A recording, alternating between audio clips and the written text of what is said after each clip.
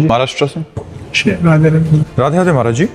महाराज जी, क्या ये संभव है कि इसी पंचभूत शरीर में रहते हुए किसी भक्त को स्वर्ग लोक या उससे भी उच्च लोक का वास्तविक अनुभव हो जाए?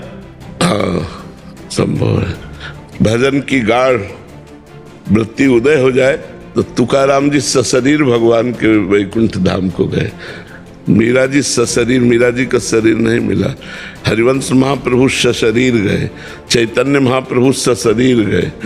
बहुत से ऐसे भक्तों के चरित्र आते हैं कि वो सशरीर भगवान के धाम को गए। अब वो तो आचार्य कोटि के महापुरुष हैं, पर अगर अपने भजन इस कोटि का हो तो भगवान ऐसा विधान कर सकते हैं। वैसे यहाँ का नियम है, काल मृत्यु लोक के शरीर को न। ध्रुव जी भी सशरीर गए। जब ध्रुव जी विमान पर चढ़ने लगे तो काल ने कहा, हमारा बिना स्पर्श किए मृत्यु लोक से नहीं जा सकते आप।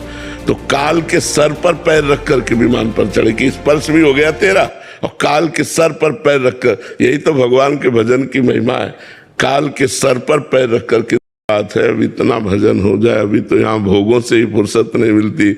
भोगों के आकर्षण में हमारा समय नष्ट होता है, भजन कहाँ उस कोटि का। तो समझ रहे, बैठे बैठे अनुभव कर सकते हैं। देखो, बैठे बैठे अनुभव का मतलब होता है देह भाव का त्याग करके भगवत भाव रूपी शरीर की प्राप्ति, फिर उससे धाम आदि का दर्शन।